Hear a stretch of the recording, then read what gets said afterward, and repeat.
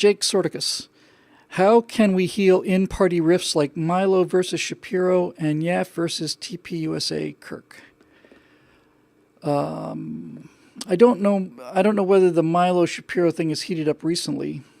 I know that they don't get along, and that that Ben feels that I'm paraphrasing. This is just what it looks like on the surface. I haven't talked to either one of them. I don't know Milo at all. I know Ben relatively well.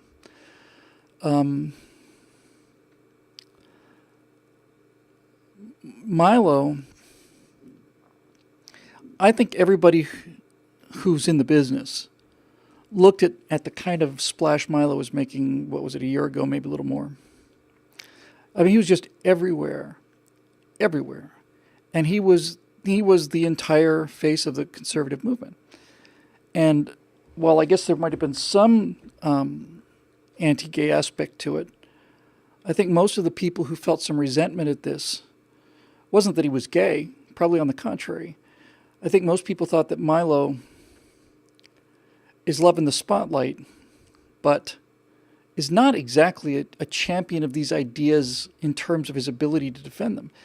He was just the kind of guy who likes a fight, likes the attention, likes the spotlight, likes to be in a fight. And he would call the left out, and we really liked that because it was somebody fighting back, fearlessly fighting back. Ben, on the other hand, is probably, Ben Shapiro may be the second most educated person I know.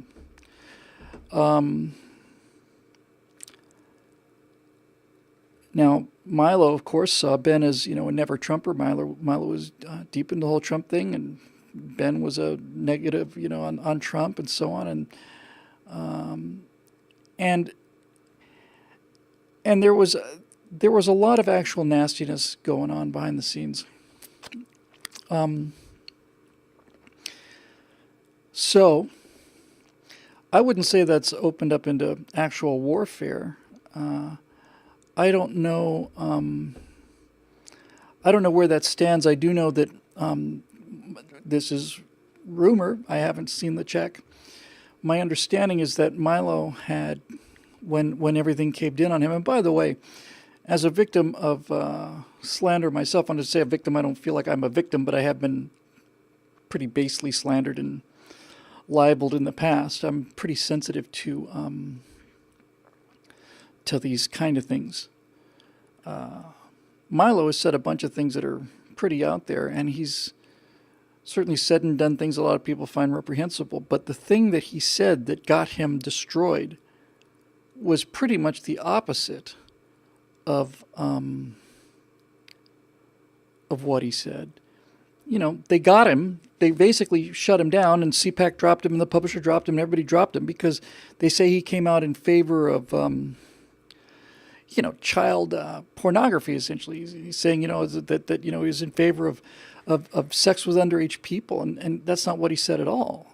He said that he had a relationship a sexual relationship when he was 16, and that your ability to deal with that varies by individual. I couldn't agree with that more. And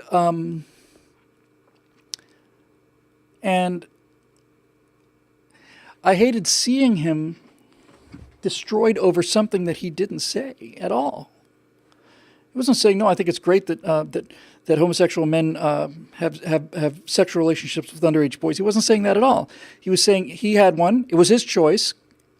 And at 16, I suspect Milo Yiannopoulos at 16 is more mature than most of the people on the left are going to be when they're 100. Or if they live that long, they're going to die of an overdose of butter, it looks like sometimes. But he was more mature, I'm sure, at 16. Had seen more of the world and more capable of making a decision like that than most millennials are at any age, and certainly much more advanced and sophisticated in that particular way than I was at that age or anybody that we know likely. So anyway.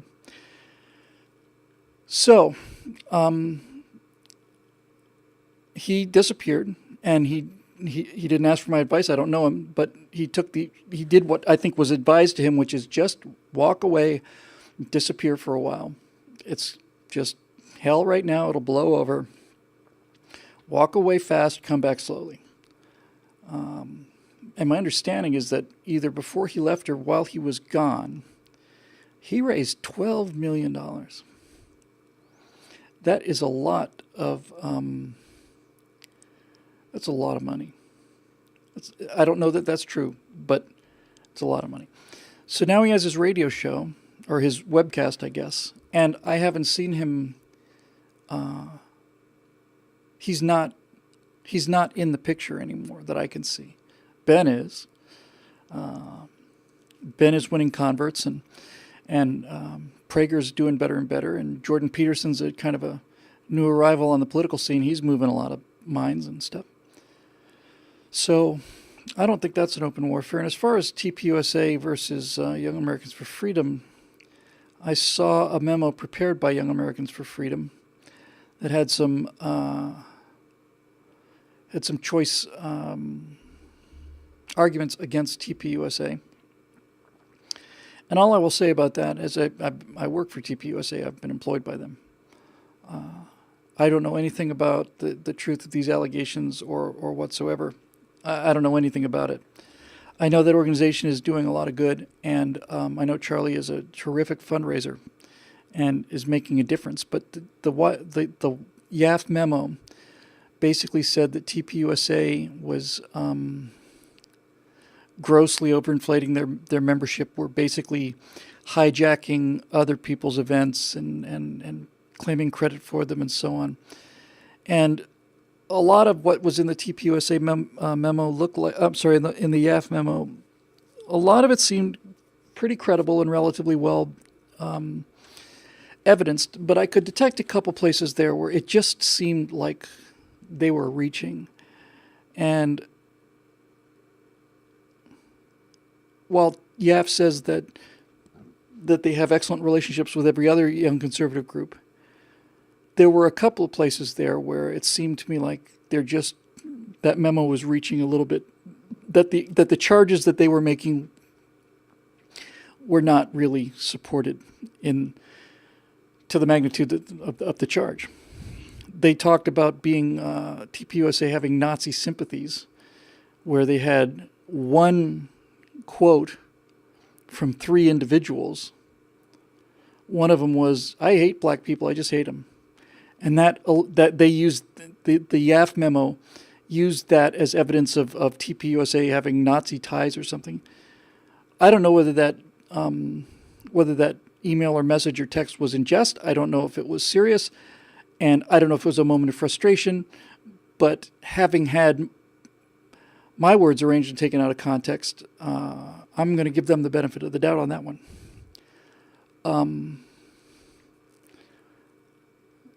Eric Blake mentions Reagan had said that it's amazing what you can get done if you stop worrying about who gets the credit.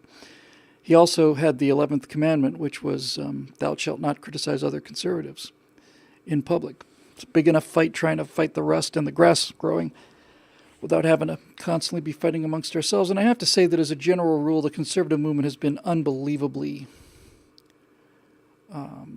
united.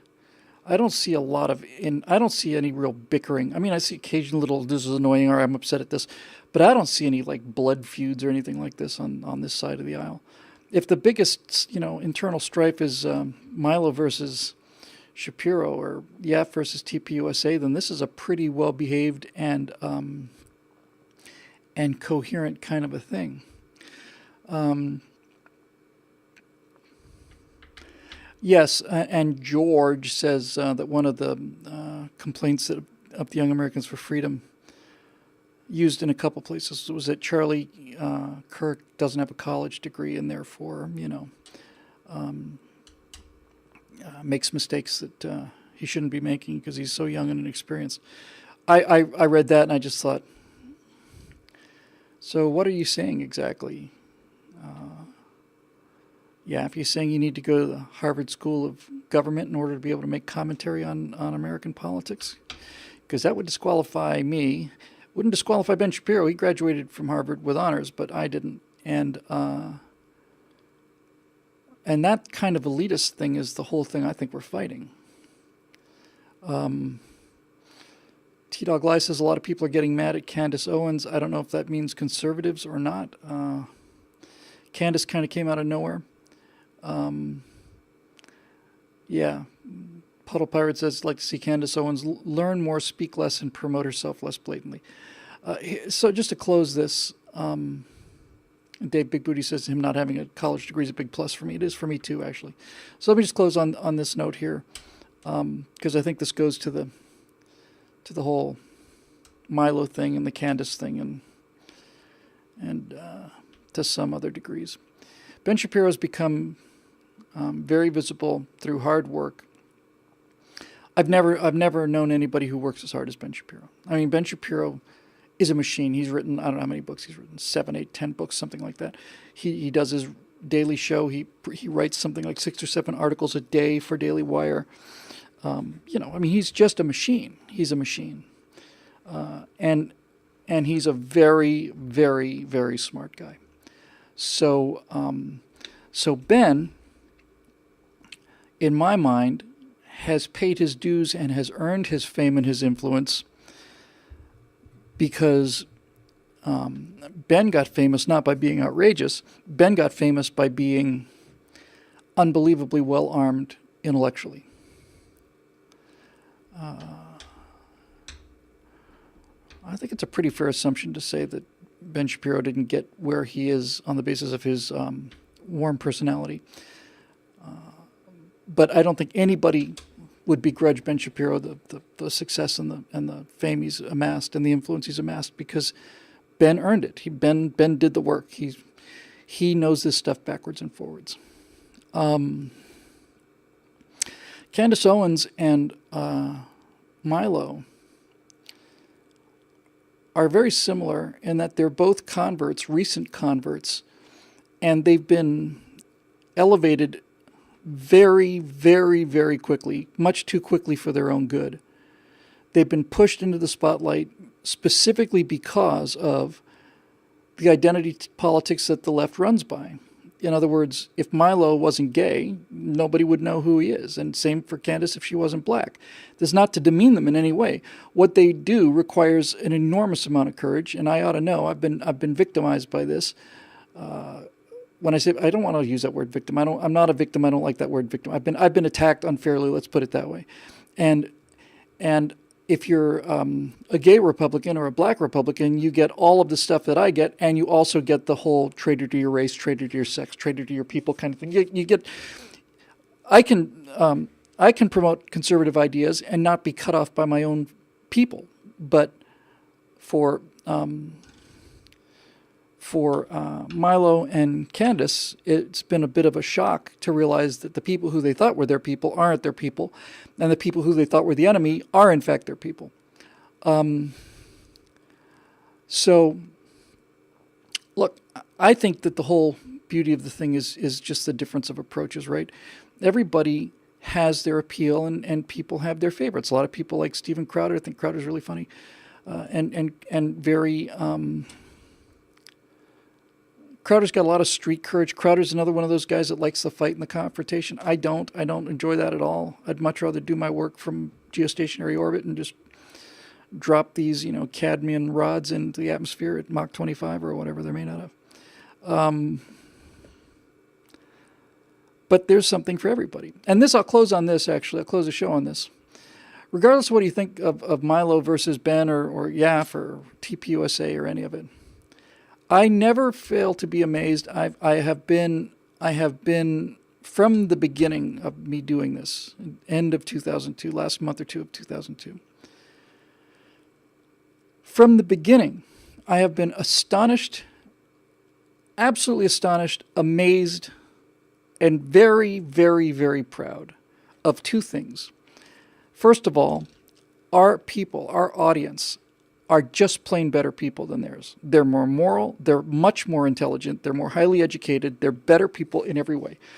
The conservative fan base is the most inventive, quiet, humble, hardworking, ingenious people I've ever met. And that's saying nothing about the soldiers and policemen as well. I am in absolute awe of the people that support me and the people who come out to see me. I'm in awe. I'm in awe of all of you. I just love it. I love talking to everybody, and I love being the last person out of the room. And what I find on the left, generally speaking, certainly this seems to be the case for Bill Maher and Michael Moore and the rest of them. They have a lot of contempt for their audience. They don't want to mix with people. They want to helicopter in, say their thing, collect their $45,000 check, and exit the back door before anybody can put their filthy commoner hands on them. And I don't feel that way. And it's appropriate. Our people are just better. You know, when Robert De Niro started that Tony Award tirade by saying, you know, F Trump, and he got a standing ovation, I had a couple things to say about that. First of all, in the 8 years I was criticizing Obama, which I was doing enthusiastically and continuously, I never said F Obama, and I don't know of anybody in the business who said that, ever. And then I realized the reason we haven't said it was because if I'd started a speech by saying that, half of my audience, who hates Obama as much as I do, half of my audience would get up and walk away, and they'd be right to do so. I could say F the devil, F taxes, F this, F that. I could say all these things. And they would, a lot of people just get up and leave. And I would lose 4 out of the remaining 5 out of 10. It's because our side is just better people, higher quality people in every way, smarter, kinder, more generous, more moral. So that makes me very, very proud. And the thing that makes me very proud in the other direction is this. I get to be on the side of Ben Shapiro and Milo and Candace Owens and all the rest of them. I get to be on the side of those guys. I get to be on the same side as Crowder and all the rest of them. But I also get to be on the same side as people like Ben Carson, who is an astonishingly talented guy and the worst public speaker I've ever seen. But a brilliant man. And all this just to lead up to say that the conservative side of this debate is populated by giants. I mean, intellectual giants. Victor Davis Hanson and Thomas Sowell and Buckley and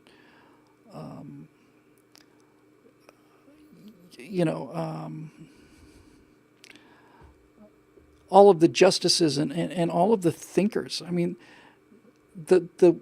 there are actual intellectual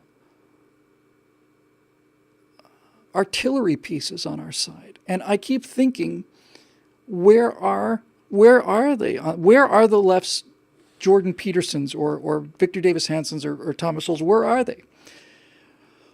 Where are they? And the reason is we don't see them is because there aren't any. The closest thing they have is Noam Chomsky. And Noam Chomsky was apparently really quite a good linguist, but his political ideas are nonsense. The man's 100 years old. He hasn't written anything of any value in 30 or 40 years. So who do they have? We have people that have read all of these histories, and they know the history of the world. Our people, our pundits are so well educated, so well informed. They know all of this stuff. And the left trots out Michael Moore and Janine Garofalo and Robert De Niro and Meryl Streep. There's no one on the left with any intellectual capability to make an argument that I can even identify. Forget listen to or have a chance. I can't even identify the argument. And the thing that is so astonishing to me and makes me so proud to have all of these intellectual heavyweights on our side, but it's as a corollary to that, it is amazing how easy it is to flip these people. It's just astonishing how easy it is to flip them. We defend these ideas. We try them out all the time. We're constantly testing them and being tested for believing them. And these people have these rote statements of things they believe. And when you simply start the first question, it's over. They just stop. They stop. And the smoke comes out of their ears, and their little necklace flashes, and they have to wait for Norman to coordinate, and they get lost. And I love doing these kind of things. I love, setting up that one question or that second question or whatever it is that makes the smoke curl out of their ears. I've told you many times about my last week at my prior job as an editor, and this new producer came in, and I was in the lounge, and she said, "Oh, you must be that conservative I heard about." I said, "Yeah, nice to meet you. I suppose you don't. I suppose you don't give a damn about saving the climate, huh?" And I thought, first of all, what a hateful, rude, repulsive, disgusting person. Never met you before in my life. You're here, your first day in the office. I've been doing this show for 6 years. You're going to lead with this? But that's not what I said. I said, well, okay, what climate do you want to protect? Huh? Well, the climate now is different than the climate from 1480, and that's different from the climate from 60 million years ago, and that's different from the climate from 60,000 years ago. It's been covered by a mile of ice. It's been a mile underwater. So when you say you want to protect the climate, which climate do you want to protect? Where do you want to put the pin? And she got up and left the room. I mean, there's no response to that. They can't get past that.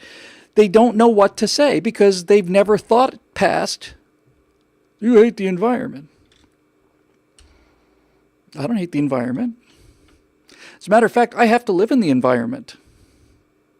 And then you can just go on and on and on. Why is it that capitalist countries are cleaner than socialist countries? Infinitely cleaner. Why? It's because of private property. Why is it that America is so much less polluted now than it was in the 60s, let alone the 20s or the 1800s, far less polluted now than it was 100 years ago? Why is it that there are more buffalo? It's true they nearly exterminated them, but now they're growing and they're coming back. And it's true that the Great Lakes were once pristine, but they were also toxic pits when I was a boy. Now they're clean again. The Cayuga River caught fire in Ohio.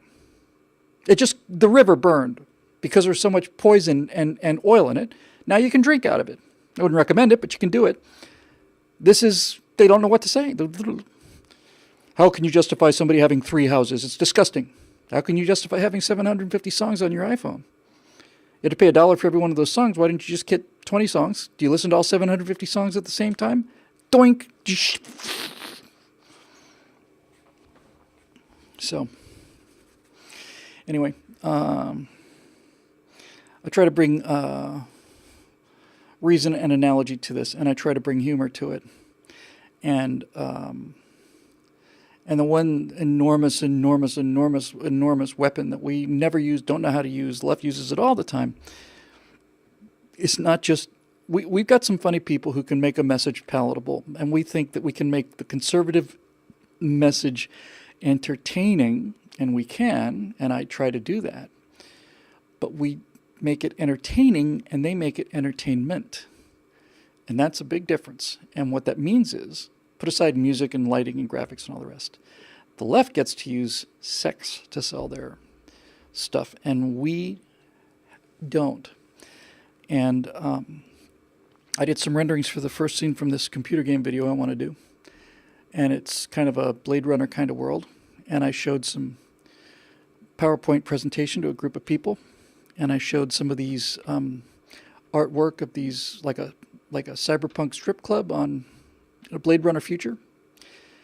And I realized I'm showing these smoking hot clothed women, or robots, but smoking hot pictures to this crowd of, 80-year-old, 70-year-old Republicans in Orange County. And I thought, oh, wait a minute now, I want to be careful here. And I'm looking at these pictures, and I said, folks, I can't guarantee you that that this video game idea is going to turn millennials into conservatives, but I can promise you it will turn them into heterosexuals. That I can assure you. And it's true. I've done some test renderings. Ustream says that the free ride that we've been on since we did this is ending in August, so it's going to have, one way or another, we're going to have to move this thing, which is good. Long overdue. But when we get back to that, I can't drag and drop pictures into this the way it exists now, but we'll get back to that shortly on some other platform. And when I do, I'll show you some of these latest test renders, because they will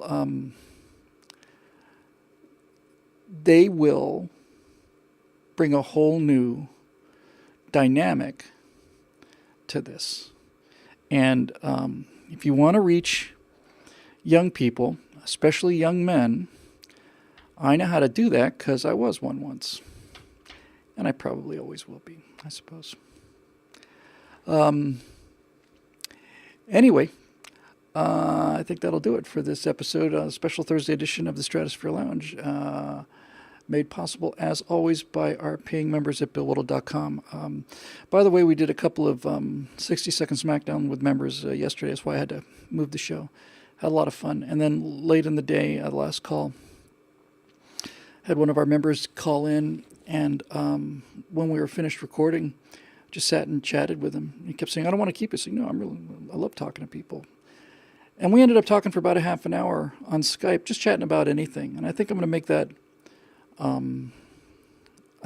that a membership perk, to just be able to call and just say, "Hey, we can't do this indefinitely because there's a bunch of people, but why don't we just say, hey, we'll start talking, and after 25 minutes, a bell will go off, and we'll try and wrap it up in half an hour.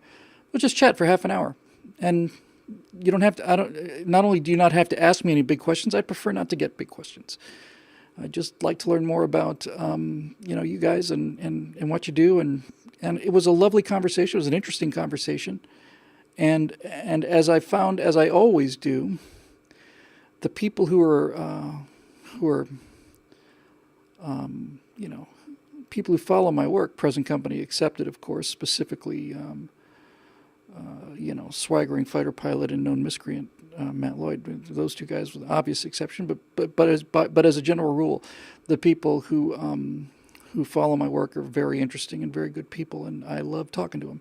So that'll do it. And now it's time for this boy to go home. He's got an actual home to go to instead of just an apartment, and instead of just a place to live, got an actual home. Somebody waiting for me. And not only that, I am a river to my people. I have this beautiful wife. I've got 3 cats. I've got a bird now.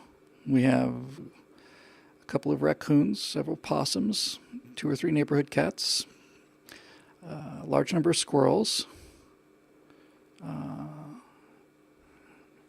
If you didn't see the post earlier today of me feeding the bird and my cat trying to get because we put cat food into the syringe to feed the bird with kitten food. But I realized as I was doing all this earlier today, and Natasha just shot it and said, "You should put it online." So we did. But I remember thinking, well, what am I going to call this? And I remember thinking, I'm looking around at all of these creatures, and I remember thinking, the bird's name is Chirpy, by the way. And we thought it might have been we were told it was a sparrow. I knew it wasn't a sparrow. The beak was too long. We thought it might have been a woodpecker, but it's actually a starling, we think. But I remember that classic line from Lawrence of Arabia, Anthony Quinn, and I looked up the exact words and I put it on the post, and it's like, the Turks pay me a fortune, the conservatives pay me a fortune in gold, and yet I am poor because I am a river to my people, and just feed everybody. It's a good feeling. It makes you feel like a man, and it makes up for an awful lot of irresponsibility and an awful lot of avoidance in my early years. It's nice to be responsible for people, and it's nice to sign the front of checks as well, which is if you've never had that experience, I cannot recommend it highly enough. Okay, so that'll do it for Stratosphere Lounge. We're going to say goodbye to our friends on YouTube first. Thanks so much for watching, as you always do. And again, special thanks to our members out there. I don't remember which show it is. I want to say it's 188, something. Nobody cares. We will see you next week, okay?